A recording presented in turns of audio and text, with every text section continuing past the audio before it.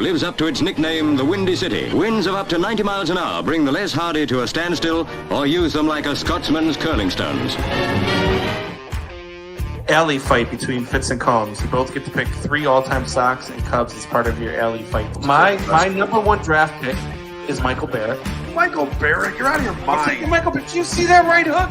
Ask AJ Brzezinski if he wants to get hit with that right hook again. You can ask AJ Brzezinski that. I will. That's such a podcast question. Shut up. Go to Rizzo. It's in time. And the Chicago Cubs win the World Series. Uribe has it. He throws. Out! A White Sox winner and a World Championship.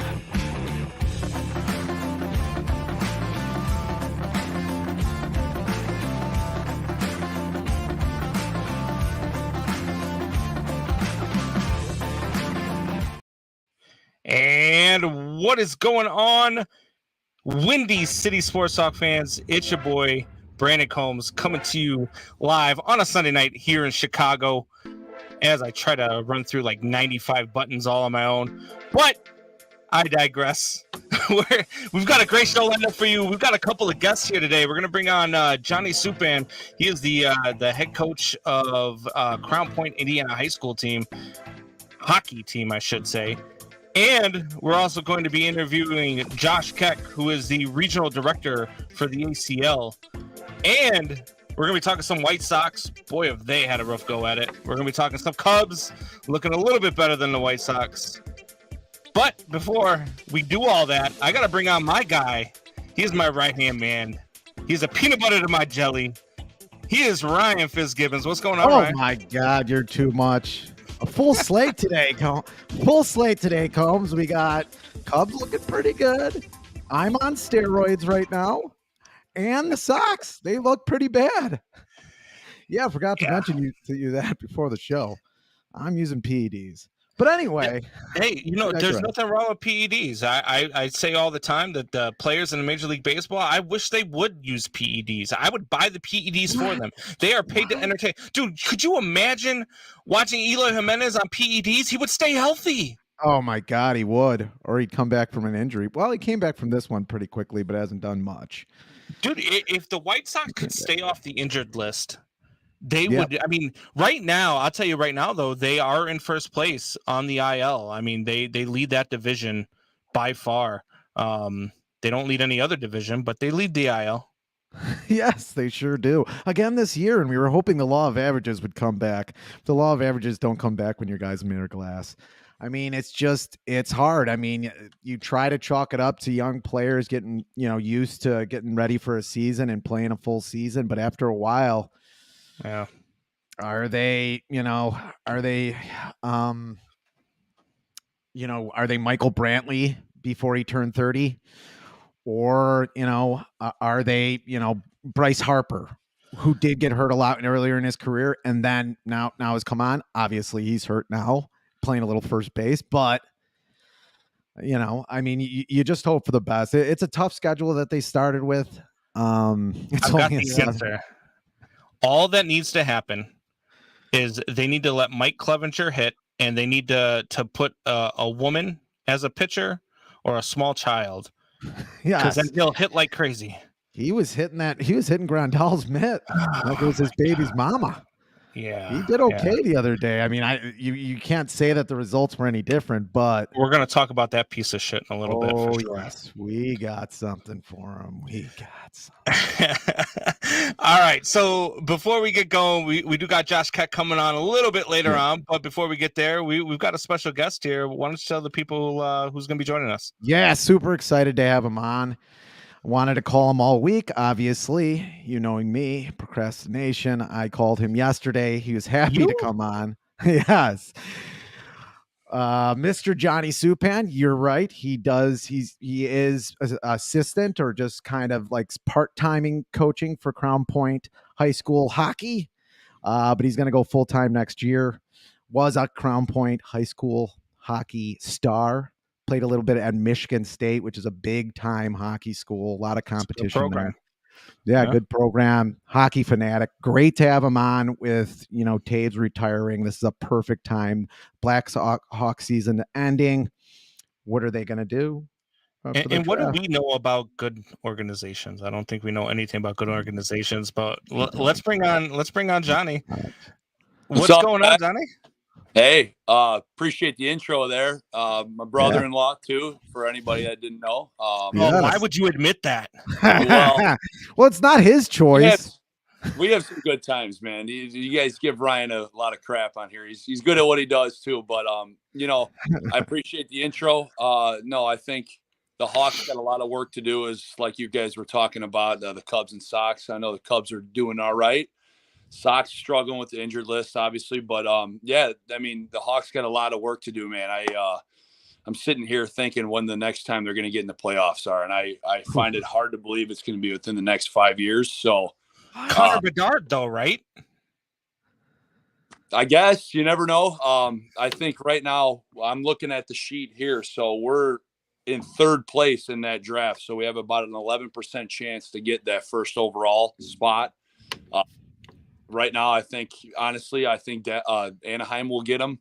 Hope I'm wrong, but it would be real nice for the city. They're not going to let that happen. The NHL is going to have a frozen ball in there, a la Patrick Ewing. They're going to have a frozen ball in there to get Connor Bedard to a charter franchise. He is not going to Anaheim. Please don't let that happen. Well, Kim Jong Bettman, I think, will decide that for everybody. Oh, man. Is he the worst owner in sports? I mean, he Rob does Manfred a good gives job. him a run for his money, but go ahead. He does a good job for the most part, trying to keep teams like Phoenix relevant. But I mean, the Coyotes they're a struggling franchise wherever they go. I think right now the Hawks' big focus is just trying to get as much as they can out of this draft. They got two picks in the first round, and then I think about 4 in the second round. So if they play their cards right here, I know their GM's pretty new. I don't know what he's going to do or what his mindset is with what he needs, forwards or defense, but it's a big draft coming up for sure. I know you said that you don't know what he's going to do, but what the hell is he doing now? We got Jonathan T. No, sorry, Johnny. Thanks for what you've done for us, but we're not bringing you back. Go to hell. Patrick Kane, get the hell out of here. Like, what are we doing in Chicago that we have to go through another damn rebuild with the one damn franchise that we thought was going to be good for the foreseeable future? And yes, we got the 3 cups in 6 years, but then it was like they set themselves up to fail. Well, I mean, you're right. If you trace it back, I think a lot of it came from when Quenneville was on his way out. Him and Bowman butted heads deciding on what guys to keep. And I think Stan just kind of came out and said, hey, this is what I want to do, and ended up throwing out Quenneville and all his guys. And we saw Hjalmarsson leave. And then, it kind of spiraled from there. And then with all that stuff with Kyle Beach, that put a bad taste in everybody's mouth for the organization. And I just think that they struggled. If they kept Panarin, we would have never had this problem. Kane and him would have been fine with the Brinket and, I could have named 13 guys that they could have kept that they would have been okay with it. And they just didn't do it. Doubting Thomas says it's only year 7 of the rebuild. Give it time. You know how pathetic this is? I think he was talking about the Sox, but it actually kind of applies to the Blackhawks too. I guess, yeah, kind of all loops together now, man. I think Chicago's in a tough spot. I think the best shot we got right now is I think the Northside team, but I really don't know what direction they're going with either. They don't have power hitters. So all they can do is just play the game, hit contact. We've got P. Wiz. Yeah, he's got 3 in 3 games. I don't even like him. I don't like him, but you know what? He's hitting, so I like him. He's got a hell of a name. People are attracted to how he likes to swing the bat. But I mean, you had the same problems with Javi. Javi at the end of his career ended up just swinging a lot and not getting on base a lot. So, and now he's running the bases like a 3-year-old that's never seen the field in Detroit. Like he got benched this weekend for not remembering that there were 2 outs, for not tagging up on a fly ball, for not he is playing some bad ball. That Northside team though that you talk about, the Cubs, they're they have a chance to compete for the division, but they're not going further than that. They might get to a playoff series, but they're not good enough to compete with the San Diego Padres, with the Atlanta Braves, with the Philadelphia Phillies when they're fully healthy. They're just not. Yeah, I think we could go on and on with that one. But switching over to hockey, back to the draft. I bring think us back. we just got to kind of just see how it goes. I mean, I think we were in a spot with Jonathan Toews' last game that you're not going to be able to tank. I actually had the chance to talk to Luke Richardson and Derek King 2 weeks ago. I went up to Fifth Third Arena and met with them with a bunch of other coaches, and they made it pretty simple. They don't want to tank. They didn't plan to do that. They just want to put their best foot forward with the guys they have. But, you look at it, if we get into a regulation loss that last game, that gives us that much better of a chance. We needed one more point to slide into the second spot. But, we got a shootout loss, so we got a point, and now we're sitting here at third scratching our heads. Can't even lose correctly.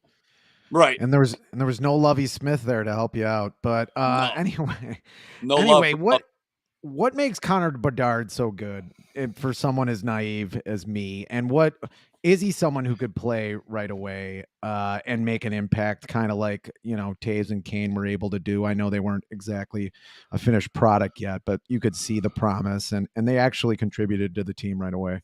Oh, yeah. I mean, I think we can't stress enough how lucky we got as an organization to go 2 years back to back, grabbing those guys and having them both ready to play. To your question, though, I think Bedard's ready. I think for him, he's a very dynamic player. I know, his shot and his speed are definitely McDavid-esque. That's what makes him really good, but also his physicality too.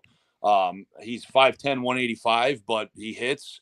He's not afraid to go into the corners and take somebody out and score a lot of goals while doing it. I think the main thing that I'm seeing at the youth level that a lot of kids are picking up on is his release.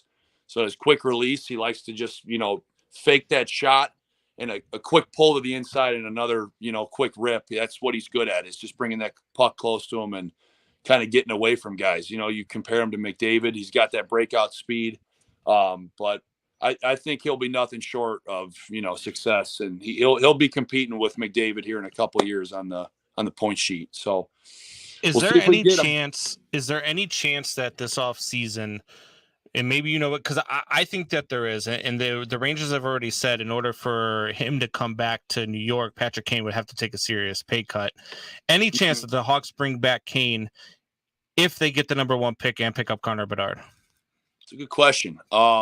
I know I just got wind somehow that when he got traded, they actually just bought a house in Lake Forest, Illinois. So, for all those people out there that maybe want him back for another year or two, fingers crossed. But, the Rangers, I don't think are going to be able to keep him. Depends on who they ship out. So if they let him go, then I don't see anywhere else besides Buffalo, maybe wanting to go back home there. But they have cap issues too. So I don't know. It's going to be a toss-up, man. I think if they play it smart, they'll get rid of some guys on that roster to free up some space to keep him for the rest of his career. But Chicago, love him, man. We love him back. We take him. I do. I'm a diehard Cubs fan. When we let go of Baez, when we let go of Rizzo, when we let go of Bryant, and that, obviously I will always love every part of that 2016 team. That did not hit me as hard as it did when Kane skated in a New York Rangers uniform. That to me was the toughest pill to swallow ever as a Chicago sports fan. Yeah, I agree. I mean, just seeing him in that blue jersey, I didn't even want to look at the screen. I mean, I'm the best for him, but I know it's just got to be tough. And a lot of those Rangers fans right away were giving him hell, saying how he wasn't producing. But I mean, you go 16 seasons at a certain place, you get this rhythm going with your daily schedule, and then you get there, everything's thrown off. You got to, everybody thought since he played with Panarin that it was going to be this magical thing that would just pick right back up. But, that takes time. That's chemistry. That's years lost. So, I was at Southside Bags or 2 weeks ago now, throwing bags at Bourbon Street on a Thursday night, and some asshole came in there in a Patrick Kane New York Rangers jersey, and immediately everybody was staring him down. I had four people come up to me and be like, "How did we let that guy into the damn building?" So I actually went up to him. I was like, "Hey," I said, "Me and a couple of my buddies were wondering how the hell you had the balls to wear that jersey into a Chicago bar today." But he was really cool about it. He's like, "I just love Patrick Kane." He's like, I'll support him wherever he goes. It's not his fault he got traded, which I get, but I just, that was a tough one. Packers jersey to Soldier Field when they're playing the Lions, Yes. You don't wear a Jim McMahon Packers jersey. Yeah, but I mean, in reality, I think the Hawks are in a spot here where people are going to have to be patient. They're going to have to reload. They're going to bring a lot of people up from Rockford. They're going to be doing a whole rebuild here. So it's not going to be tomorrow. It's not going to be the next couple of years. I mean, brings me back to when I was a real young kid of the early 2000s, where they had to rebuild for, God, it seemed like 5 to 10 years. They weren't winning games, but you never know. You can get lucky with the draft. I mean, they need good defense. They need solid defenders, maybe one or two. And then you just need guys that can put the puck in the net. The game's changed so much. There's no more really dump and chase type hockey. It's more of, based on your skill and your speed and just opening things up in the offensive zone. And I think right now, this mock draft I'm looking at, they got a guy out of Russia. Matt V. Michkov. So I don't know. That's who their pick's going to be. He's a right winger as of now if they get that third spot. But like I said, I'm hoping Bettman will kind of open the doors up for us and give Chicago a bone because we've been nice to them. So before we let you go here, we're going to give you a chance to become your team's favorite coach. Okay? Yep. Give me a kid from Crown Point, Indiana that we're going to be looking forward to seeing skate in the NHL. Well, I don't think anybody's came across that problem or solution, I guess, in the past, 20 years at Crown Point. But, I'll say this kid named Colin Nelson, he's actually in a spot now. I think he's going to play junior somewhere in Chicago. So he's kind of up in the ranks here. So hopefully he keeps staying on the ice and doing well. So, yeah, Colin Nelson, if you're listening, there's my shout out. But, yeah, we got a lot of work to do at the high school level. Like I said, I'm coming in the fall, and it's real exciting. I played there. It's just as much as you can give back. That's the biggest thing with all sports, at the very ground levels of it. It takes people to dedicate their time and, just go the extra mile and try to do their best. So looking forward to it, man. Yeah, for sure. Jeremiah Murray chimes in. He's chimed in a couple times here. He's got some good comments real quick. He said they were halfway in, halfway out the whole end of the Bowman regime. That's what kills you. Let's tank and be bad for a couple years. Never mind. Let's get Seth Jones. Wait, now we suck just slightly less. Yeah. Mediocre. Yeah. And then he says Fantilli's going to be a hell of a player too, and Bedard can't go to Columbus. It's bad for the league. I totally agree, Jeremiah. I think that once you go to Columbus or Phoenix or Florida, maybe you're struggling to get out of bed in the morning to go play for them. But I think the Hawks, if they get lucky, we'll be in a real good spot here. But like he said too, that Fantilli kid out of Michigan, a lot of speed. That kid can put the puck in the back of the net. And I'm a Michigan State guy, so I'm not trying to hold too many grudges on the kid. So. But either way, I think the Hawks will be in a good spot here. And maybe the next couple of years, we'll see us in the playoffs. Who knows? It's going to take some time. Oh, man, hate to hear that. I don't like the word time, man. That's all we end up doing here in Chicago. Our Hawks expert is telling us to wait. Yeah. To not getting suck. old. Like you mentioned, Johnny, that in the early 2000s when you were a youngin', me and Brandon were not that young in the early 2000s. I wasn't trying to throw a dagger at you, Brian. Yeah, I know. No, I think Chicago right now is just we need to just start going to some ball games and start rooting them on, man. I think. Hey, our lingerie football team is pretty good. Well, I got to get your guys' opinion. What do you think about the upcoming draft? What do you think we're going to pick first? Oh, we got two different opinions here. I want them to either go with Jackson Smith and Jigba or Quentin Johnson out of TCU. Preferably Quentin Johnson out of TCU, 6'4" wide receiver, great hands, breakaway speed, and that's something that you can't find in trade or in free agency. Don't you need a lineman? Ryan wants a line, but you can find Paris linemen Johnson in free agency and through from trade. You can't find a top end wide receiver through. And if we let Quentin Johnson go and he ends up with the Green Bay Packers, and I got to watch Jordan Love throw to this guy for the next 10 years, I'm going to puke. They did get a top wide receiver through a trade. Can somebody fill Aaron Rodgers thing too? I haven't been paying attention. Is he gone or what? Is he out of the NFC?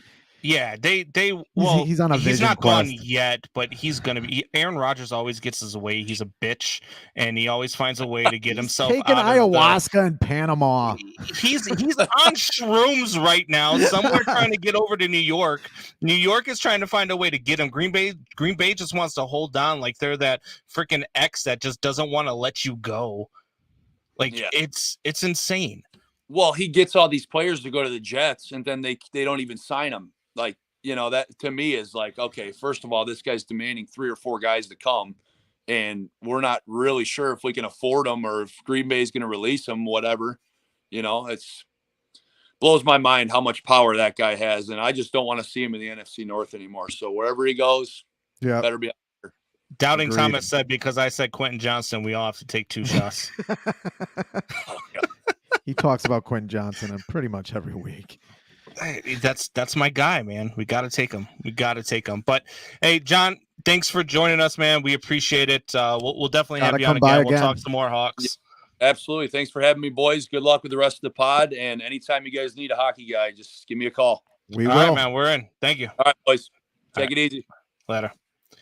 All right. So that was Johnny Supan. He's what assistant coach you said of He's Crown part-time. Point? He's doing it part-time now. He's full-time next year. Okay.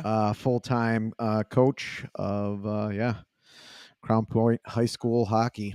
So I didn't even he's know really they played moving up. hockey He in was doing Indiana. kids. He was doing kids for a while. Yeah, I mean, what else are you going to do out here? No. But there is a lot of good hockey out here, man. I mean, there is. I mean, there is in Chicago too, but there's a lot of good hockey out here as well. I haven't seen good hockey in Chicago in forever. Yeah, it's been a while. A while. But we've got that was Johnny Supan. We've also got another interview coming up, and then we are going to get into Fitz gibberish. We're going to talk some Cubs. We're going to talk some White Sox, and we're going to talk about why the hell this city doesn't have one good organization in the sports world. Not one. But we'll get to that here in a minute. Let me bring on my guy, Johnny Torres. What up? Southside Bags. What's going on, Johnny? Nothing much, man. Just watching the Jay Cutler interview you guys had going on right now. I was like, what the fuck? What is Jay Cutler doing on here? He's a good-looking kid, isn't he? We got AJ Pierzynski, and now we got Jay Cutler. I mean, that's what's going on. Jay Cutler minus about 50 pounds. Although AJ Pierzynski might be a lost cause after we talk about the piece of shit that the White Sox let pitch for them the other day. Speaking of Jay Cutler, let's not forget that he was shooting at one of the ACL events with Jay Rubin. I don't know if you remember that. That was pretty cool. Yeah, it is pretty cool. He's actually not bad until he got intercepted playing bags. So for all of you guys that don't know this, okay, when we're on StreamYard, we can see people in the background, right? And we're about to interview Josh Keck, okay? And when I said if I have to see Quentin Johnson go to the Green Bay Packers and Jordan Love throw to him, he raised his arms in victory. Are you bringing on a Packers fan onto this show, Johnny? It's very likely that he may be. Absolutely. Oh, my God. As I believe Gosh. I'm not sure if he's still in Wisconsin, but I believe he has some ties there. I'm going to light this guy up. Be careful. He has access to the ACL software, so he can go in there and tarnish your 0.5 PPR that you currently have. I'm not playing anymore because you moved it to Wednesdays, you dick. I mean, there's not a reason why you can't attend other ACL events, so you're good. Fair enough. Well, the other reason why I can't go to other ACL events is because I average 3 points per round. Hey, ACL advertise. Anyone can play. Anyone can win. All right. Perfect. All right, No, so why don't with you the tell everybody lottery. a little bit about Josh? So yeah, absolutely. Josh Keck, he is currently the ACL National Director of Compliance, which I'm gonna have to ask a question once he gets on. Hopefully, if I have time. I want to settle this once and for all. boy. But anyway, I had the pleasure of meeting Josh. I back in July of this past year. I was very fortunate enough to go ahead and help set up the Bedford Park final chase that took place July 1st, like the 4th of July weekend over at the Wintrust Sport Complex. It was pretty badass, hands-on. I get to set up the boards that the people actually, the players get to play on. You get to see behind the scenes of a lot of things, really. Get to meet a whole bunch of people who are working with ACL, or got to meet Wally Kessler from K9 Unit also. We paid $1,000 cash game, which he hasn't paid up, but that's another different interview. But anyway, give it up for Josh Keck, guys. Josh, what's going on, buddy? Hey, thanks for having me. Hey, we're going to start this off the right way since you're a Packer fan. Jeremiah Murray says, how do you tell the difference between a cow and a Wisconsin woman? Oh, let's hear it. The flannel shirt. Okay. Boy. Johnny, you said you had a question for Josh? I do. So obviously I read the director rules. When it comes to spinning or flipping the coin for who gets the shot, blah, blah, blah. Can you just once and for all just clarify it for us? Because I have different versions. I read it. There's always the right way, the wrong way, and your way. So I want to get it the right way. Okay. All right. So the right way, we're going to talk singles first. So the winner of the coin flip, bag spin, rock, paper, scissors, whatever it is that you do, gets everything. You get to throw first. You get to choose which side you start on. It is what it is. For doubles, whoever wins the coin toss gets to choose automatically. They get first bag. Okay. And then they get to choose one of the two following. One, either the partner matchups. So let's say it's us four, playing. So I'm with you, and then the other two are, on the same team. I can say I want Combs on my side, or I can say I want to throw on this side of the board. Oh, Exactly. You don't get all. So you don't get all three of them. So in essence, there's three options. The one you automatically will get is the first throw, and then you get one of the other following two options. Right, and the winner of the coin toss picks which one they want. Oh, And Tom then the loser of Gustafson's the in coin trouble. toss- He's throwing on my side of the boards every time I win that bag toss. Well, not with that 0.33 PPR you're talking about. He throws his bags backwards, Yeah, Josh. get him, Josh. No, He's from Wisconsin, too. He throws his bag backwards. Yeah, well, I mean, it is what it is. no. There's just so much that I want to dive into listening to you guys talk from the beginning of your show. It's like, I don't know why you invited a Milwaukee guy onto a Chicago sports talk show. We didn't. Johnny did. Hey, we're a diverse show. We're a diverse show. So yeah, we're gonna get everyone. But anyway, another thing I wanted to bring up, as you guys already know the flyer that I designed for Josh Keck. I told Josh, hey Josh, send me a picture. This guy sends me like 4 different pictures. I'm like, dude, really? I'm like, all right, I enjoyed every one of them. So what do? I said, let's go ahead and put it in a collage and we'll put it all together. That picture of the scooter, that shit is hilarious. So you'll have Josh Keck, as I mentioned to you earlier when I was helping set up the ACL event. He's riding around the scooter. He's doing like 50 miles per hour. He's got his Bluetooth speaker. He's got it cranked up to like max volume. He's jamming to all rock. God forbid you have a request. He's gonna be like, fuck off, and he just keeps going on his scooter. No Guy's problem. amazing. All right, Johnny, man. Thank you. We'll bring you back on here in a little bit. All right, guys. All right, man. All right, Josh, you're all ours now. Uh-oh. You ain't got your buddy Johnny here no more. No, I'm just joking. That's all right. So talk to me about life as a director with the ACL. What is your week, month, day look like? Oh, well, it varies big time. Johnny did say that I was the national director of compliance. That actually just changed recently. I'm not doing that anymore.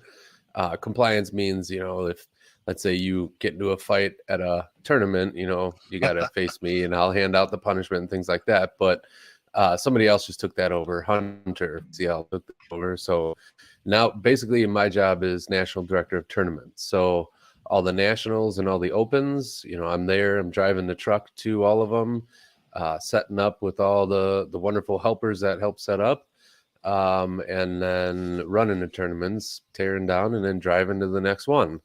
So, I mean, it all depends, what my week looks like, what my month looks like. It all depends on how many events are in that month. Coming up, starting this coming weekend, is Topeka, Kansas Open. And we have 5 weekends in a row. So it's just going to be, It's going to be a grind. That's awesome. So what is the age limit for these tournaments? Because I saw a tournament the other day where there was a little kid who should have been playing Fortnite kicking my ass. Instead, he was playing ACL bags, and he would have kicked my ass at that too. What is going on? There's no age limit whatsoever. There was a 13-year-old Jacob Gore just made the broadcast 2 weekends ago in Texas, and I mean that kid's a killer. His twin brother is a killer, and there's lots of kids that are really good out there, and it doesn't matter what age you are. You can play. There's extra tournaments, like juniors events that you can play in, but if you're 7 years old, you can play in any tournament you want, pretty much. Does Jacob Gore talk shit? Massively, and I love it. Dude, see that in itself gets in your head. Now, how do you talk shit back to a 12-year-old or 13 or 14, however old he is? People do give it back to him. Probably not as much as they would really want to. Yeah. But I mean, that kid can dish it out, but he can take it too. So kudos to him for being able to take it. Oh yeah. It reminds me of that TikTok or that commercial where you see with the guy, the mom comes in and says, "Honey, I'm going out on a date. Do you need anything?" He's like, "No, Mom." And she was like, "Do you want to meet him?" He's like, "No, Mom." He comes in and he's like, "Hey, Killer 1, 2, 3, 4, how you doing?" And he's like, "Remember a couple years ago when he kicked my ass at this game and I said I was gonna fuck your mom? Well, here I am." Yeah, that's a good one. I like that one. Yeah, but how? Seriously, you can't talk back. I mean, Johnny probably would. I mean, Johnny's a dick. Ryan, sorry, not Johnny. I mean, most of the Cordo players out there that know him know that he can take it. But I mean, he backs up his shit talking, so I mean, he can. Yeah. I mean, yeah, when you're that good, you really can talk shit. I mean, that is the exact opposite of what me and Ryan Fitz are all about. We are not very good when it comes to throwing bags, but we like to show up and drink, so that's a good thing. Yeah, and that's another reason to go. That's always another reason to go. Speaking of which, Fitzy, does your question? You gotta ask, even though he's a director, you've still got to ask the question. So, Josh, I've noticed, because I'm a bit of a drinker, that there's a certain amount of alcohol that I loosen up. I'm pretty good at bags, and there's a certain amount. Well, and in that case, it's sort of a PED, performance enhancing drug, and in another case, it could drag you down. I'm sure you play sometimes. Maybe you could tell us how you got into this position. I'm sure you play sometimes. Is there or isn't there, or do you not even drink? Is there a level that you like to get into, and what's your drink of choice to get there to where you're playing well? And then how do you know when you've gone too far, I guess? Well, I can tell you that I don't play anymore. Oh, okay. I used to play. I got into it I was making boards. Okay. And very cool. I was just like, okay. A bank called me up and said, "Hey, can we buy?" I think they wanted like 30 sets of boards. I was like, "Sure, absolutely." As I got to talking to them some more, and they were basically just running a tournament for their all associate meeting. I was like, "Well, let me just run the tournament," and they're like, "Oh, okay, fine." I said, "It's going to save you some money." Hung up the phone. I'm like, "Oh shit, I've never run a tournament in my life." So I called up Mike Taggart up in La Crosse, Wisconsin, who runs the Cooley Region Cornhole. And I said, "Hey, can I come, look over your shoulder?" And that dude just gives me the A to Z on cornhole tournaments. So that's how I got into it. Found the ACL, became a local director, and just moved up through the ranks over the years. And when I did play, I'm not a big drinker. I'll have a beer or two every now and then. But like 3 is my limit. I won't. I know that if I drink more than 3, I'm not having a good time anymore. So there's your answer, hopefully. Yeah. Johnny Torta says that I am a 2-drink limit next time. He pulls a blind draw. I got one now to calm me down. So all right, there you go. Oh, Heineken. And then Craig Hevlin chimes in and he says, ask Keck about the Chicago firefighters trying to shut down the national ESPN broadcast. What the hell? What? Okay. I know some firefighters. I can help you out here. What's going on? All right. Well, okay. It wasn't the firefighters. It was the fire inspector. Okay. Okay. He was sitting there at home watching our broadcast live on ESPN, and he immediately throws his pajama pants on, whatever it was, and storms down to the event center. And he walks in and he goes, "These lights need to turn on right now." And I'm doing the score bug thing at the time. So it's whenever the score changes on the screen is what I'm doing behind the scenes most of the time. So I have to pay attention to the game. I can't take my eyes off because you know how you got your score tracker at the tournaments at the end of each round, you put your bags in and on. Well, for that, I do it individual bags as they're thrown.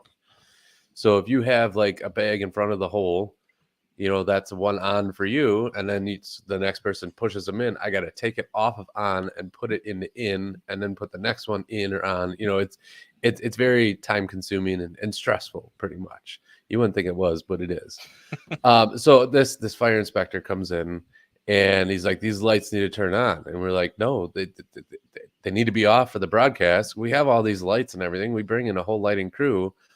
It's not like you can't see anything in the building." And he's like, no, we got to turn it on. So Kat Halbert, she's our events director. She, basically calmed this guy down and, got him to just get off his high horse, so to say.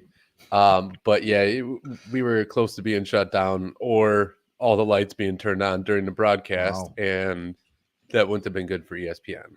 So God, inspectors are dicks. They all are. I'm a carpenter. I deal with it. Permitting and everything like that all the time.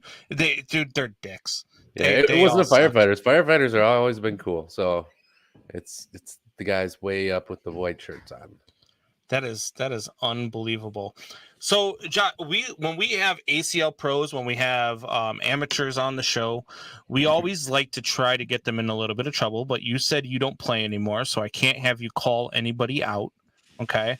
But what I am going to ask you to do, okay, I know there's a ranking, and I know that we have, number 1 player in the world, number 2, all that stuff. If you had one match right now that you could watch, 1-on-1, who are the 2 players? See, like I said earlier, I like the shit talking, right? Yep. I like the banter back and forth. I want like a full-on contact cornhole game, but I don't think that'll ever happen. I want to see Jordan Power versus Cody Henderson. Ooh, okay. Imagine how much shit talking there would be in that game. Oh boy. Yeah. There's a lot of Jordan Barkley-esque. There's some really good shit talkers around, like in Southside Bags. When you go over to the man cave, there's a lot of shit talkers there. And when he comes down, and I don't know what it is, and I tell him all the time he's got to chill out. Tom Gustafson comes down to take all of our amateur money at Bourbon Street, and he'll hit a shot and he'll blow a kiss at me. I just want to jack him in the throat. Like I want to, and I'm like, Tom, man. Because I really like Tom. I mean, Tom's a great guy. Him and I get along real well. We always have conversations, and I always bust his chops because I always tell him he's Nico's little hitman. I spelled Nico's name wrong on the first interview we did, and right after that, Tom Gustafson came down the next week and took all of our money. So I always call it Nico Morales' little mafia. But I like shit talk. If you want to see full contact bags, though, all you got to do is come to the next barbecue with me and Fitz. Yeah. We'll show you some full contact bags. I will knock his ass out. Dago tees are welcome. Bring a few Heinekens, Josh. Go ahead. Was that was that one of the worst moments you had? Was almost getting shut down there? Has there been any other difficulties just traversing the job and just to have another side of that question? It seems like Bags is growing in popularity. What can you attribute that to? I mean, the popularity is, Stacey Moore, bringing on the ACL and everything and getting it to where it is, ESPN, CBS, we were on NBC Sports, it's all over the place. He's done a great job with, growing it, from nothing, basically to where it is today. And, if you look at it 5 years ago, right, what's it going to be 5 years from now? Yeah. Right. So it's crazy. But as far as any other like crazy behind the scenes like that, there's a lot of headaches that go on behind the scenes that nobody really knows about. A lot of it is dealing with venues that don't promise or don't live up to their promises. You're like, yep, we got the world's best Wi-Fi, and then all of a sudden we get there and it's dial up, and it's just stuff like that. And a lot of fire inspectors, just dealing with them. There was one, I don't even remember where it was, but we gave him the layout, and it was Virginia Beach. We gave him the layout. We go there to set up, and he goes, nope, you need more space in between the boards, like the rows of boards. He's like, we said, why? He goes, there was like 15 feet. He goes, nope, that's not a fire exit. You need enough space for a fire exit. And I looked at him. I was like, dude, look at it again. Do you see the 27 feet in between the boards? That is a natural exit. If the fire alarm starts going off or there's smoke in this place, nobody's going to be throwing bags anymore. They're all going to be exiting. You have 27-foot walkway here. So he's like, oh, okay, I get it. It's just the stupid random little things like that just create headaches. So many details, right? So normally we will also, try to figure out, because we've got this thing going back and forth, Cubs or Sox. Who do you root for? Because I'm a Cubs fan. He's a Sox fan. But you're from Wisconsin. And I swear to God, if you say the Brewers. Yeah. So Cubs or Sox? Yeah. I mean, between those two, I would say Sox. Okay. Yeah, baby. Are you a Brewers fan? Just too annoying. Cub fans are just yes, it's Milwaukee. They call it Wrigley North. So whenever Cubs the fans Cub aren't annoying. You guys just can't fill your stadium, so we show up to help you out. Okay, all right, nice try. I mean, shut up.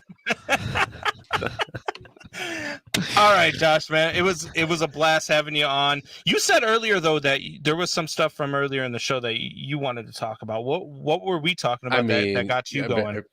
Brett Favre. Yeah, I kind of agree with you. He's very he's a bitch. Become prima donna lately, and it's okay. Fine, you just go. If you're leaving, just go. Be done with it. Yeah, it is what it is. But you guys, Chicago sports, this and that. I'll root for the Blackhawks. Because we don't have an NHL team. But that's about it for Chicago. You barely have any sports teams. I mean, really. I mean, the Bucks. I mean, what did the Bulls do last year? Pretty good. What the hell? They lost to the Bucks, is what they did. Didn't the Heat beat the Bucks today? I don't know. I barely watch sports nowadays. I really don't have time to follow anything. If you ask me 5 players on the Packers, I couldn't do it. Just I can't follow. So. All right.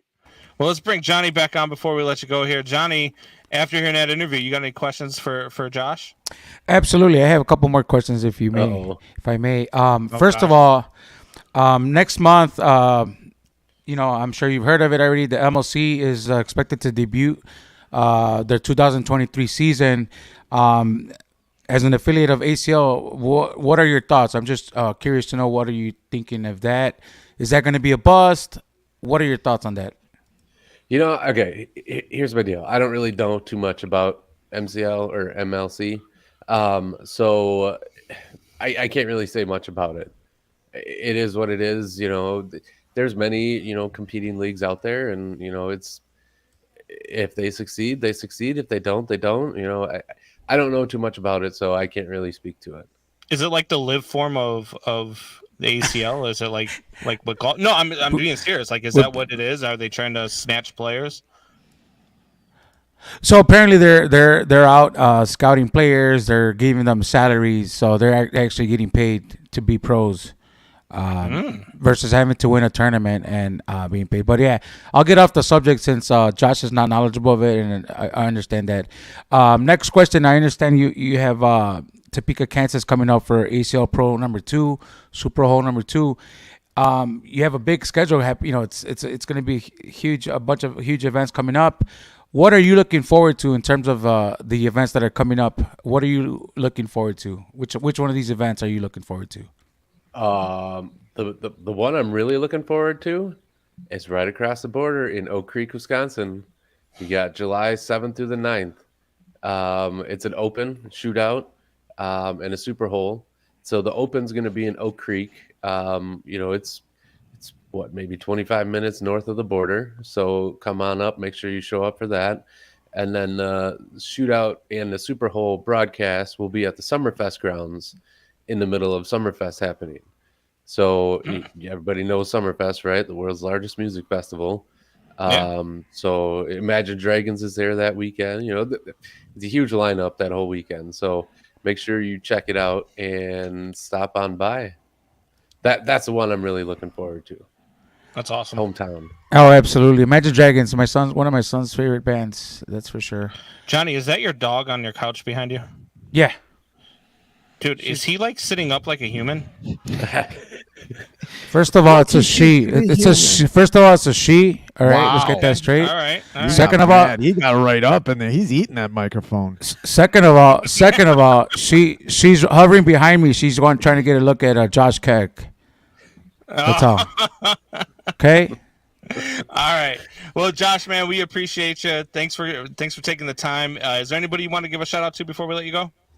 I mean, I guess I'll give a shout out to my family, my wife, Sarah, and my 4 kids. Oh, she's cheering over here right now. All right. She can't hear you guys though. Family, man, that's they're great. They're here when I'm on the road a lot, and she holds down the fort, and I don't know what I would do without her.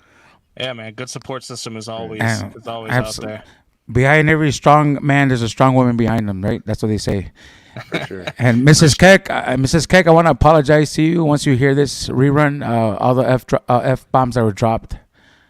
She says them herself. It's all right. It says in the title. It says in the title, insane, honest, and profane. He knew what he was getting into. Wait till we get to Fitz. All right. It's all good. Don't worry about it. Alrighty, Josh. Right. Thanks for agreeing to this interview, man. It was awesome. It was nice having you. Thank you so much. Thanks for having me. It's been fun. Appreciate you. Bye-bye. Bye. All right, so that was Josh Keck and Johnny Torres. Jeremiah calls you out, says, Johnny Cutthroat. Hey, buddy, what do you think about these guys trying to put you out of business? He went straight for the tough question, man. I mean, I know a lot of these guys wanted to answer or ask that question. They just didn't have the balls to do it. But I didn't mean to put Josh Keck on the spot. I honestly want, I want to be respectful of the fact that he is not knowledgeable of what's going on. But one thing's for sure, that they did send out that we're not allowed to be affiliated with any ACL. Directors are not allowed to be affiliated with that. So, it makes a ton of sense. I mean, like I said, to me, then that's why I said it, because I wasn't even joking. I was legitimately interested, because this is the first I'm hearing of it. It really did sound like the live golf versus PGA golf type thing, Oh yeah, and actually, they're actually gonna have tryouts. I want to say in Florida coming up. Yeah, where you can go and try out if you're gonna become a pro, and they'll give you a salary. Like, that's pretty badass, dude. Hey, Fitzy, you want to go to Florida? I'm gonna try out. Yeah, you might have a chance. They might be hurting. I might have a chance. Yeah. If I have a chance, they have no chance. So you're telling me there's a chance? I'm gonna tell you something. If one of those MCLs people come up to me and say, "Hey, we would like to, create a Southside Bags team," fuck yeah, where do I sign? I'm doing it. Yeah. I'm getting Combs, Fitz, Snellgrove. Who else am I getting? Chuck G. Yeah. Hey, we're in. We're in. Count me in. All right, Johnny, man. As always, man, it was a lot of fun. It was a great interview with Mr. Keck. Even though, if you ever bring a Packer fan on here again, though, man, God.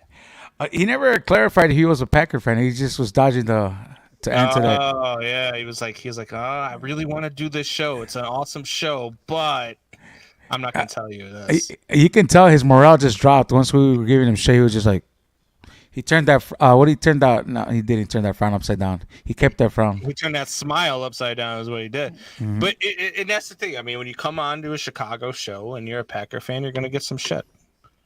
Just because you've been a better organization than us for the last 70 years, we're going to give you all sorts of shit. Just how it goes.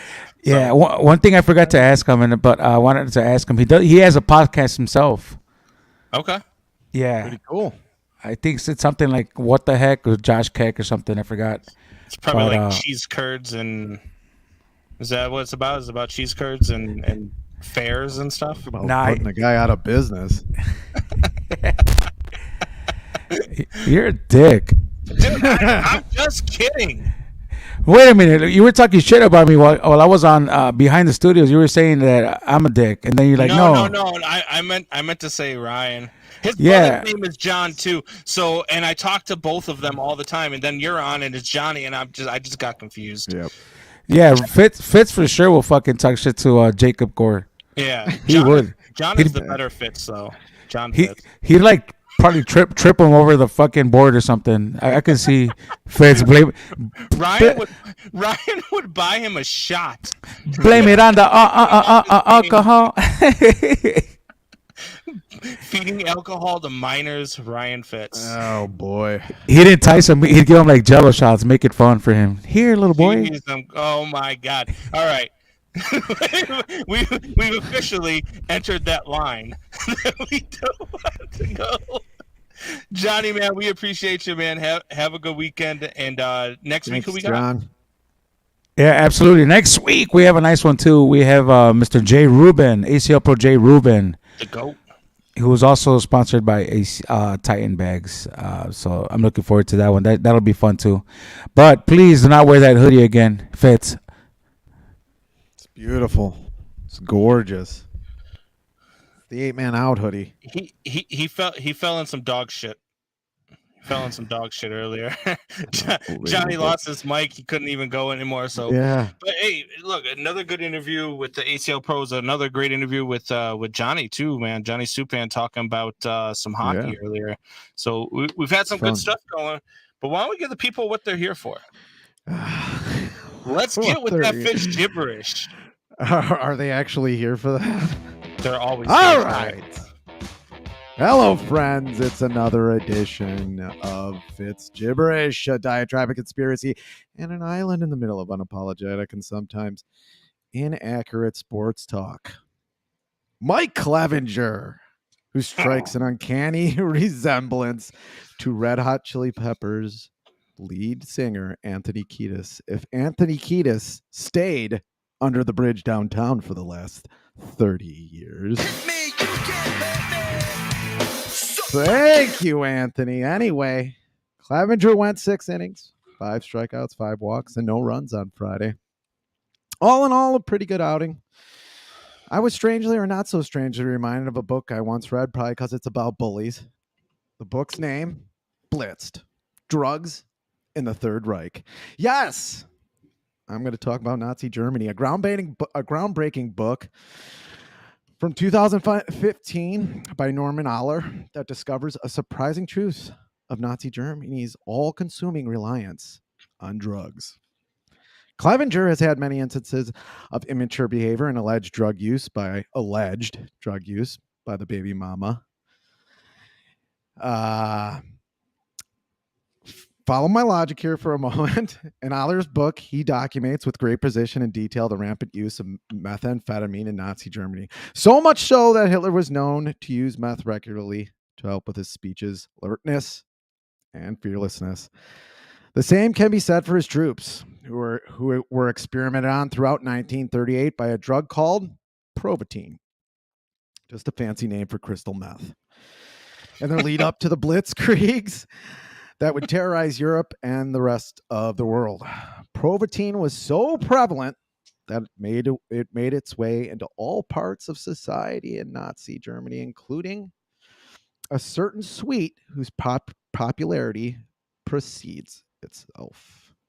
We're going to listen to Norman Aller here describe it. An example how popular methamphetamine was in Berlin, because this is an ad for a chocolate laced with crystal meth. And you see she's very happy. One little chocolate contained 13 milligrams of methamphetamine, which is apparently a very high dosage. The picture he's the picture was of a woman holding a box of chocolates, by the way. As the war drew on, the gains would not and could not continue. Every tweaker has to come down at some point. Bad decisions at Dunkirk, also a terrific movie by Christopher Nolan. Funding a two-front war with both West and East Europe and the Battle of Bulge not only made the Nazis look weak, but incompetent.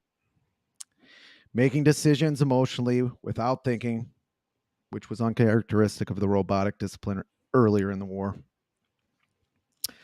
Well, when GIs came back from the war, they didn't just bring back Harleys. They brought back meth.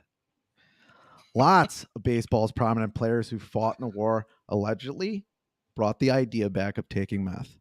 They called it greenies, crank, ice, chalk, wash, trash, dunk, gack, pookie, cookies, Christina?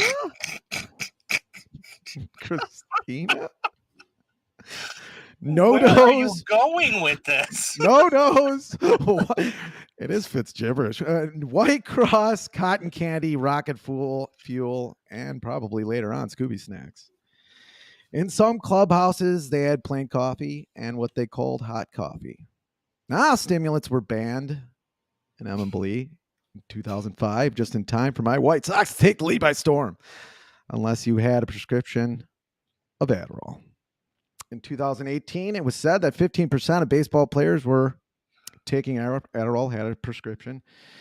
Yes, the drug that is one molecule away from meth. The same drug that in a study, 80% of college kids said they would take for their finals.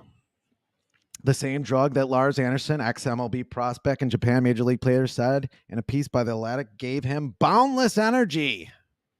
The side effects of Adderall: diarrhea, dizziness, dry mouth, high blood pressure, fever, headache, insomnia, mood swings, and aggression, and a stomach ache. I don't know why they put that in there.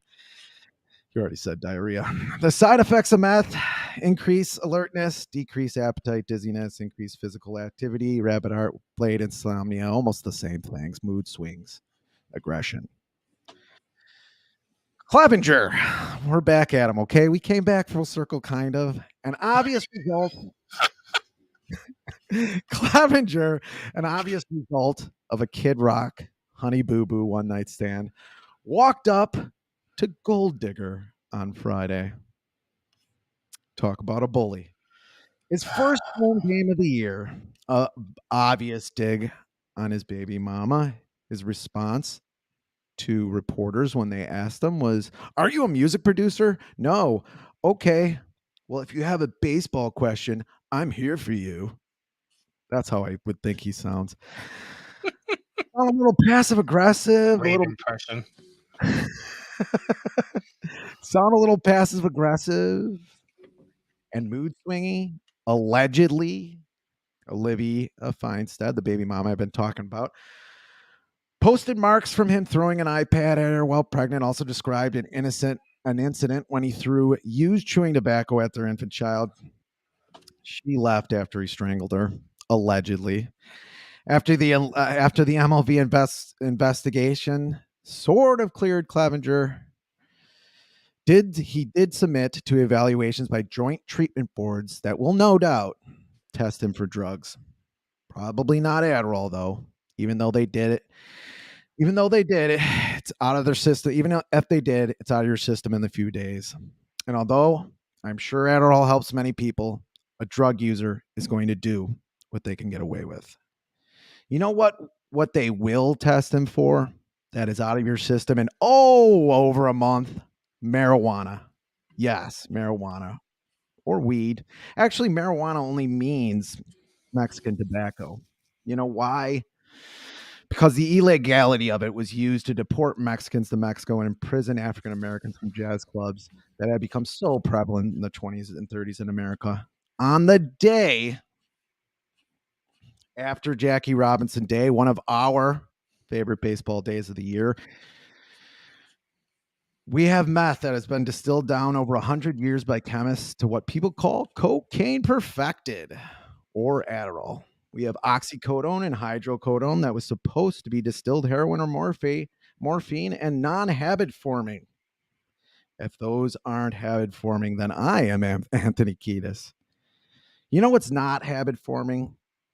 Fucking reefer. With 100 years to study Mary Jane and not just the last 5, what pain could we have extinguished? What countless lives and hearts of families could we have saved? Who do we think we are? I'll let Norman Aller take us out on a similar Nazi hypocrisy.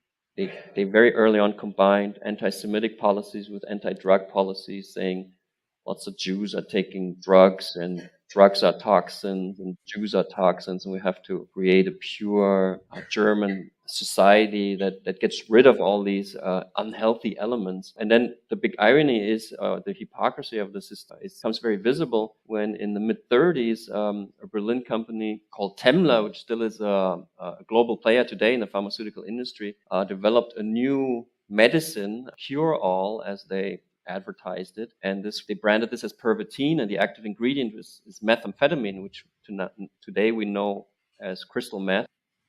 And that's Fitz gibberish. Thank you, my friends.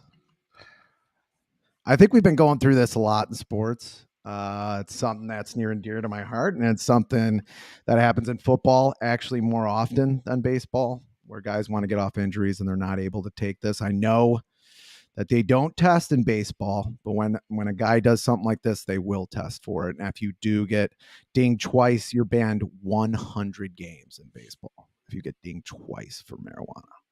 Can you believe that? That's insane. Jeremiah Murray says, is this going to end with and that's why Diet Dr. Pepper tastes like regular Dr. Pepper? And when you were naming all the different drugs or all the different names for the drug, Johnny wanted to know if you were naming all your exes. Christina was in there. What the hell is Christina? I had to go to 2 different things. Both had Christina. I don't see where it's from. Jeremiah said that was a rhombus, not a full circle, sir. It had some edges to it. So we bring some edges to the conversation. It's not all fun and games all the time. Yeah. And let's get to this White Sox pitcher piece of shit, as I like to call him, because that's exactly what he is. In more Mike ways Clevenger. than one. And my question is, how do the White Sox allow this to happen? How does the PR staff say, oh, he's going to walk up to that? Oh, yeah, perfect song choice. Let it go. Like, what in the hell are they thinking? And why for this guy to be so smug after, are you a music producer? Yeah. No, well, you're barely even a pitcher, but we still allow you to walk out on the mound, don't we? I mean, doesn't it always come back though? And this was it was a long Fitz gibberish, so I couldn't put a bunch of stuff in there, but doesn't it come back to how we deal with mental health anyway? How flippant we are about it. Hey, just take a pill to help it out. I mean, how many drugs do you think this guy is probably on right now? That Olivia Feinstein obviously has allegedly said that he was on many different kinds of drugs and took drugs that he knew he could get cleaned out of his system after 2 or 3 days.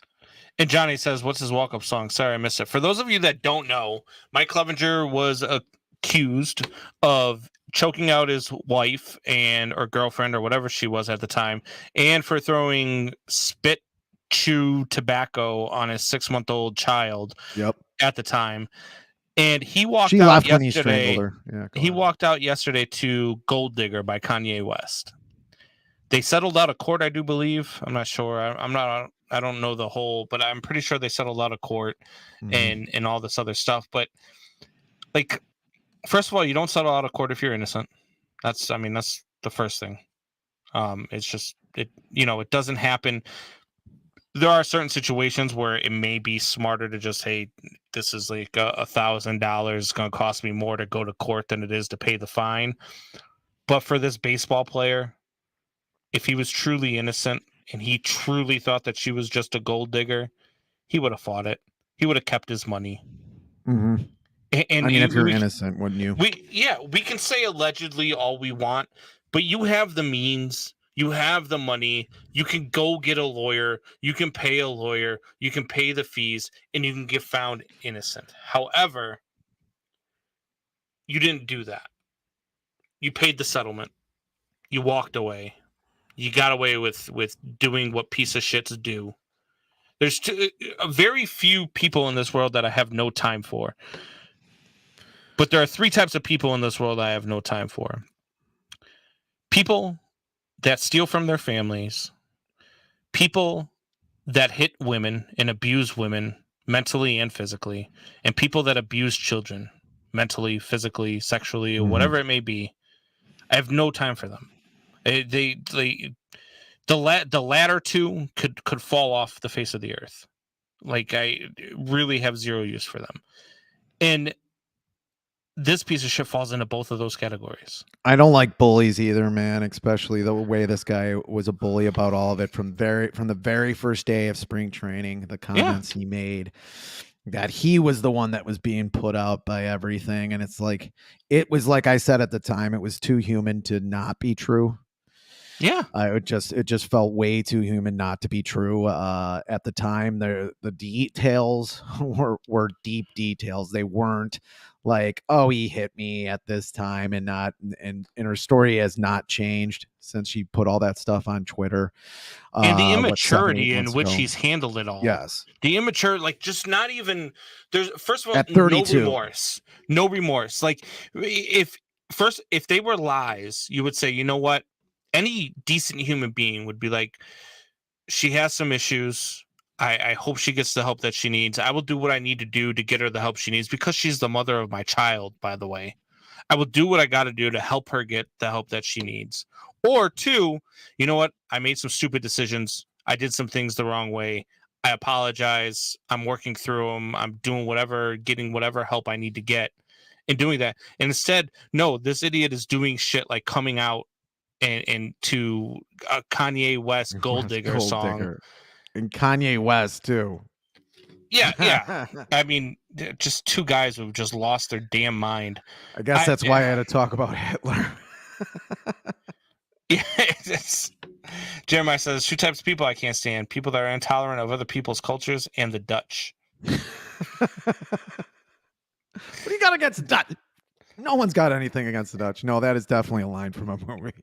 I was just gonna say that's got to either that's a line from a movie, like, or he really hates the Netherlands. Austin Powers. Yeah. Like, he does not want the Netherlands to compete in the World Baseball Classic movie ever again. Freaky deaky Dutch bastard. So the White Sox, let's get past Clevenger, because I'm tired of talking about him. He doesn't deserve the time. White Sox are struggling, man. Mm-hmm. And 6-10 in their first 16 games. Not looking good. DL stints are ready for Eloy Jimenez. A DL stint now for Moncada. This team can't stay healthy. Tim Anderson's on the DL. Joe Kelly. This team needs to get healthy, and they need to stay healthy. And I think, we talk all we want. Like, have you heard about what Fernando Tatis is doing in the minor leagues right now? In his first 2 games in his rehab stint, because he's able to come back next week. Yeah. He's 7 for 7 with 5 home runs. Now, he got hit with the PEDs last year, and he got a suspension, and he was trying to come back from an injury. The Padres had made a big move to go out and get from Washington. Why I can't think of his name right now. Right fielder. I can't think of his name right now. But they made a move, and they picked him up, and he was trying to get back. So what did he do? He did what a lot of the guys were doing back in the 90s and early 2000s. He took some PEDs to try to get back from injury a little bit faster. And he got caught. Why does baseball not allow these guys to do what it takes to stay on the field? Well, there's like one of the points I'm saying to keep going back to it. Fitz gibberish. So they're ready to jam hydrocodone down your throat or OxyContin even if you want it. They're fine with that. Even in the NFL, they're fine with that. They're happy to do that. But any other drug that isn't prescribed, that doesn't have a prescription and doesn't have a $1 billion industry behind it, I'm sorry, because he's probably getting it from one of the Latin American countries. You just name one. That's where he's going to get it from, because it can't be really traced. That's where he can get it down the street. I mean, you can take a dose that's meant for 5 human beings in Major League Baseball, and they wouldn't care. But don't use some PEDs to get back and regenerate cells and get back healthier. I don't understand, and I get into these arguments all the time on Facebook. I got into another one over the weekend about PEDs and Bonds being a cheater and Tatis being a cheater and all these guys being. I'm just like, stop. The cheating thing is so overplayed, and it's such a bad excuse for fans to use. It's such a bad excuse for baseball to use at that, because baseball is baseball is so complicit in the steroid era. It's not even funny, but they get a free pass. And now with players nowadays, you can't smoke weed. You can't, do PEDs, which, could be something that would help you get through the normal aches and pains. Aren't the Chicago White Sox a better product for Major League Baseball with a healthy White Sox team on the field? Yeah, I think I've always fallen on that side with like I said, I wasn't lying when we started the show. I'm actually on steroids right now. I had a weird case of strep throat that went dormant. I wasn't even sick. And then like weird stuff started happening. They're like, you actually have dormant strep throat. You have scarlet fever. You have tick steroids. You gotta learn how to spit. Yeah, exactly. Anyway, yeah. So they gave it to me to get off an illness. I know the late great Bill Fitzgibbons got back from a lot of his illnesses with steroids from that. So the lay person can do it. Why can't somebody in baseball do it? And anyway, you got a guy who's sitting on, and I don't want to give any apologies to a guy like Clevenger, but how long you have to rehab off an injury? He did have Tommy John surgery. The aggravation of that anyway. Why not make it quicker for these guys to come back? Wouldn't it make them healthier? You're right, better product. But we got a lot of comments coming in. Jeremiah says Fitz gibberish was a fever dream. That is fucking hilarious, because I was going to add fever dream to the intro this week. I know it was out there. I told you it was. But that's what I don't understand. So baseball, and we've said it before, baseball does such a terrible job of marketing itself. It's not even funny. But you've got the best trainers in the world on their staffs, right? Like these guys I'm watching guys like over in Philadelphia, Bryce Harper, come back from an injury. He's going to try to learn how to play first base so he can come back from an injury like 8 months early.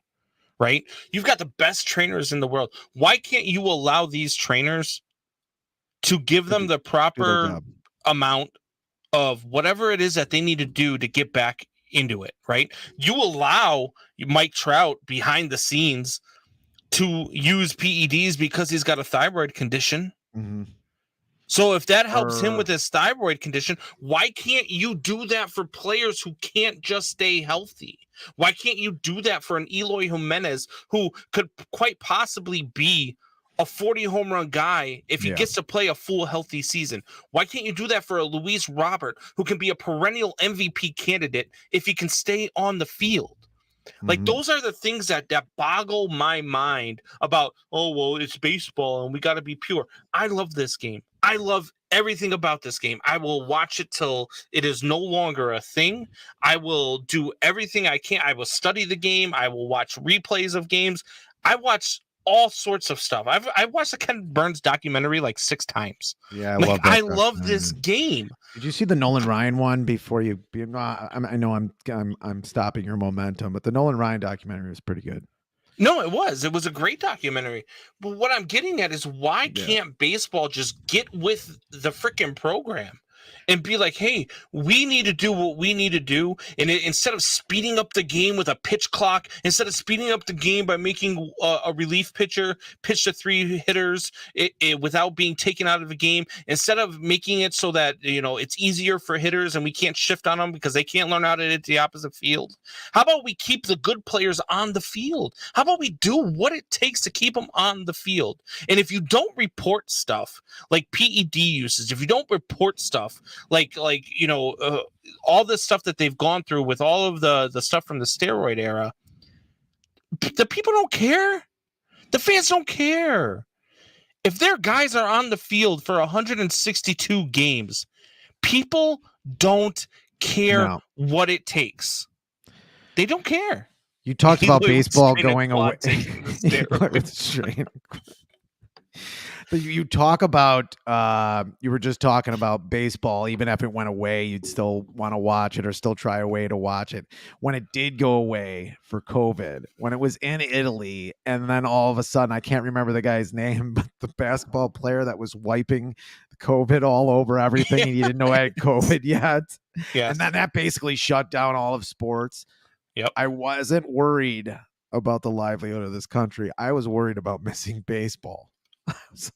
This season is never going to start. It was finally the first season after the rebuild for the White Sox that they'd be good. And COVID. See, look, 1994, the White Sox were great. They might have been the team that won the World Series. And then the lockout. Against the Expos. 2020, the White Sox were going to be great. And then COVID. Moral of the story, the White Sox should never fucking be good. This is a good point. This is a good point by Doubting Thomas Combs. Speaking of Mike Trout, who has more base on balls this year? Robert Anderson, Eloy Makata, Colas, and Andrews combined, or Mike Trout? I'm taking Trout in that. And that, maybe they're all on. Maybe they all need to get on and roll. I'm taking Trout in that too, just because those guys are all free swingers. It is the mentality of a lot of the Hispanic players to be free swingers. And here's the reason why, and I've heard this talked about plenty of times from major league players, is that walks don't get you to the show. Walks don't get you. So from the time that they are 7 years old learning how to play this game, they are taught that hitting the ball gets you to the show. Yep. So they you swing out of the island, or they swing at everything. Yep. And that's what they do. And you've got to take the good with the bad, right? Like I was that way with Javier Baez. Like I knew the guy freaking I love the meme of him swinging at the pitch from Sister Jean. Like that was the greatest meme of all time because he would swing at a pitch from Sister Jean and miss. Let's just face it, he would. But he was so exciting when he was on base. He was so exciting with the glove. He was so exciting when he could get the bat on the ball. And it was just that little glimpse of excitement would be so much. Like I love the Hispanic version of baseball. I love watching guys like Wilson Contreras, Javier Baez, Eloy Jimenez, Oscar Colas, freaking Moncada. Like I love watching those guys because they play with so much flair that it is exciting. And that's not something that we need to push away. That's something we need to invite. And baseball just doesn't do it. No, baseball it doesn't invite that. Like over the weekend with the perfect scenario, right? Andrew McCutchen goes into Pittsburgh, comes back to Pittsburgh. They give him a standing ovation. He's crying at the plate, like he's wiping away tears. It was a great moment, right? And I joked around on Facebook as watching the video on a sports group that I'm in called Sports Soup. And I said, "Oh, should have been a pitch clock violation." Joking around, completely joking. Great moment. I loved it. And then Cody Bellinger goes into Los Angeles on Friday night. Same thing. Steps out of the box, getting a standing ovation from the Dodger fans. Umpire called a freaking pitch clock violation and called strike one on Cody Bellinger. And I'm like, is this Rob Manfred's brother behind the plate? Like, does this guy hate baseball? Because this was a great moment. And what did you do? Nah, fuck you. Strike one. like baseball is so terribly They're still blacking run. out games. Look It's at insane. Jeremiah. He can't watch baseball games because they're all black Yes. fucking out where he's at. It's ridiculous. They're still blacking out games. It's not like that anymore. Media has changed. They can't change with the times. They didn't even have highlights on social media until like 3-4 years ago. Basketball's been doing it for a fucking decade. Dude, I was in Fort Wayne, Indiana for work a couple weeks ago. I'm 3 hours from Chicago, 3.5 hours from Cincinnati. The Cubs are playing the Reds, and I pay for an MLB subscription that I couldn't use because I was in the market. Indiana doesn't even have a baseball team. How am I in a market that has blacked out games, period? It's insane to me. Dire lug nuts. It's so stupid. Baseball is so poorly run. Rob Manfred is a freaking joke of a He's of right a commissioner. behind Bettman. I think Bettman. I think he's ahead of Bettman. Bettman's a joke, but hockey is a niche sport, right? It's not really, it's really not an American sport. I mean, it really isn't. You know, that's a different animal altogether. No, it is, but baseball is America's pastime, and Rob Manfred hates it, and he is the commissioner. Yeah, he got the trophy, a hunk of metal. Yeah, unbelievable at that press conference for the new rules. And you could think what you want about the new rules, but you bring in guys, you bring in a bunch of people. You have too many cooks in the kitchen. You have nobody there like really doing what's best for the game. They just want to get the focus groups. They want to listen to the fans who want more action. If you're not watching, if you don't, there's action happening in baseball in every play. I mean, we've talked about it before. It's just ridiculous. I mean, the way he's running the sport, it's not modern at all. Even though a lot of people could say that the sport isn't modern, but I don't even agree with that. You have probably the best young talent you have had since the early 90s in baseball. No doubter. Hunter Green threw a 105 mile an hour fucking pitch the other day. Yeah. Look what Shohei Ohtani's doing. The list goes on and on. These guys who are brilliant players. You talk about Luis Robert. He's being overshadowed. 15 years ago, Luis Robert would be the best player in the league, bar none. Wait, I think no, Mike Trout wasn't in the league yet. So yeah, he'd be the best player in the league if he stayed healthy, bar none. You want a current example of how bad baseball is at marketing? Have you seen the commercials all over the place about the new rules and about how they're so good and blah, blah, blah? Yeah. Not one fucking player is in these commercials. It's all B-list and C-list actors and actresses telling you how great these new rules are. Slow down. Bryan Cranston is a national treasure. He's Walter White. He's fucking Heisenberg, motherfucker. I don't care. You ever fucking how say many that times again. could he hit a 95 mile an hour fastball? I just did a whole goddamn Fitz gibberish on crystal meth, and you freaking want to bring down the guy who put crystal meth on the map? Why are we advertising with A-list, B-list, C-list, whatever list actor and actress you want to put them on? Greatest actor of all time. I don't care what you want to call him. Why don't we have players who are playing the freaking game in these commercials? The best commercial out of all of them is the only one that I've seen a player in. And that was what they have Luke Voigt with the New York Mets and the New York Mets manager. And he's looking at him and he's looking at the manager and he's like, wow, 7 years in the league and I've never stolen a base. This is my time. And the manager's looking at him. He's like, you better not try to steal this base. Like, that is a great commercial, but it's Luke fucking Voigt of the New York Mets.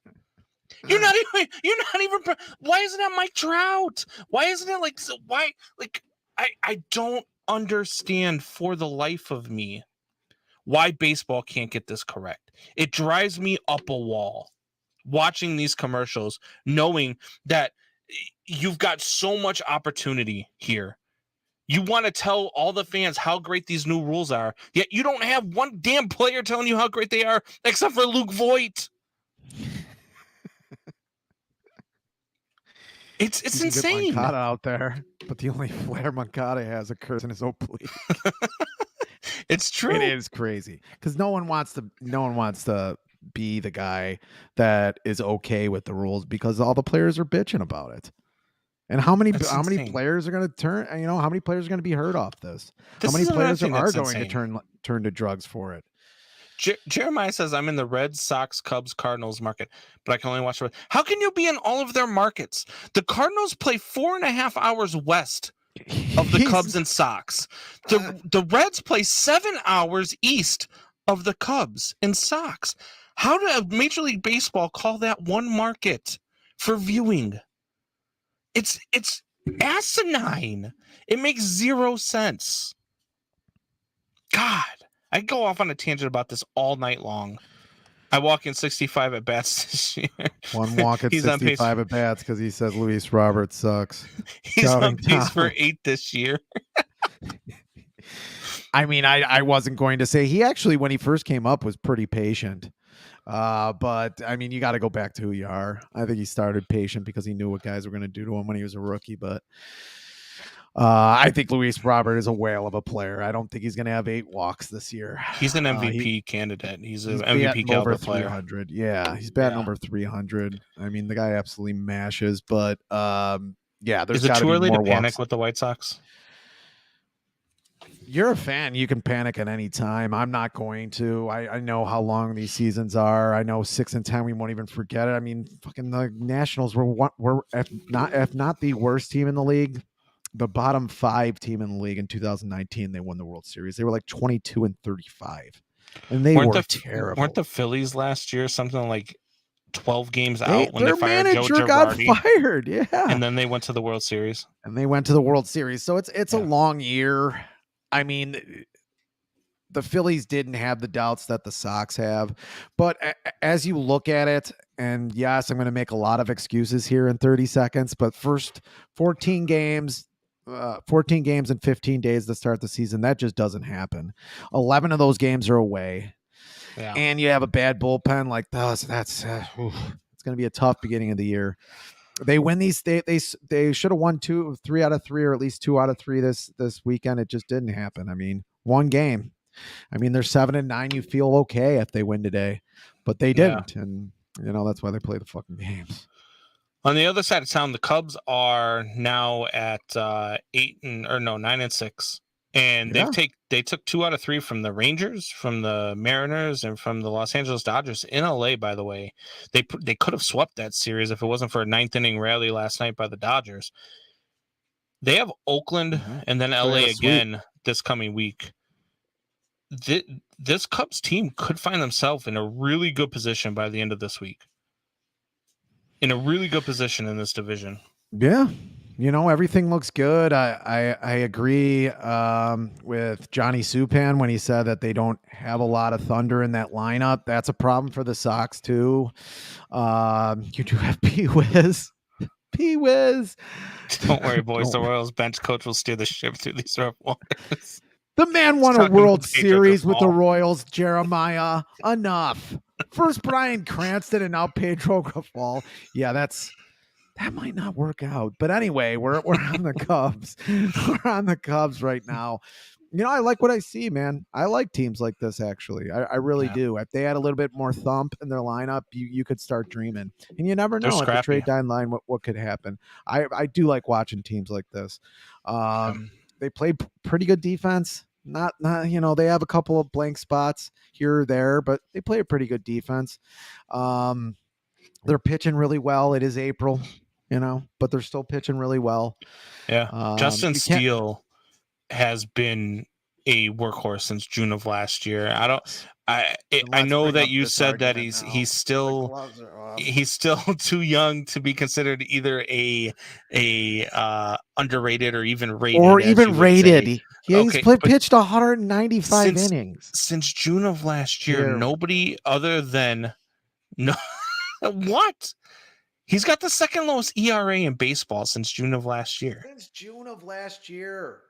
Dude, the guy he just faced the Dodgers lineup and allowed 2 hits.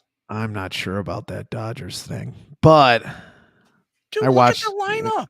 Yeah, I know. I mean, a couple guys, tipping on the wrong side of 30 in that lineup. But anyway,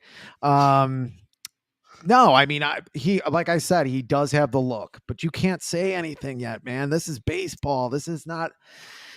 It's not football. It's not basketball. It's not like that where a guy has a good season. It's this guy's a good player. Like he's just a good player now. I mean, other than maybe the quarterback position in football, but it's just not that kind of sport. A guy can have a good season. The best hitter, what is Yerman Mercedes was the best hitter in baseball for 60 games last year or in 2021. Through 60 games. He's one of the best hitters in baseball. The guy is out of the league. And I know that's only 60 games, but he's looking up his stats, everybody. The production staff hard at work. Here we go. Mind those stats. He's had 36. Mind them. He's had 36 starts, and he has a career ERA of 3.32. I could see the white of baseball reference in your face. I mean, like this guy the white glow of baseball reference. God, and if he was a White Sox, you'd be on your knees and you'd have strep throat again. You know I would. You know I wouldn't be. I'm still not. Everything's pointing to other than the one game against the Giants where he was tipping his pitches. Everything's pointing to Michael Kopech being a good pitcher. He's been doing it for a while now. Is he the best pitcher in the league? No, but he's got all the stuff. He's definitely a scrappy guy. I mean, he's not too big for any moment. He wants to fight just about everybody. He's got a little Chris Sale in him, but yeah, no, I wouldn't. And I don't think you, I don't think you would either. Is it pointing in the right direction? Yes, it definitely is. And he's got the talent. He's got the pedigree. This pitching staff. I'm not sold on Michael Fulmer as the closer. But I mean, this pitching staff has been really good. I mean, Mark Leiter's been lights out this year. I mean, he hasn't allowed a run yet. I think he's only allowed 2 hits in, I think, 7 or 8 appearances. He shuts down as a right-handed pitcher, I should say. He just shuts down lefties. Like, it is insane how good what's his face there? David Ross said that he was a little bit concerned that they didn't have a lefty in the bullpen until he watched Mark Leiter pitch because he's their lefty specialist as a right-handed pitcher.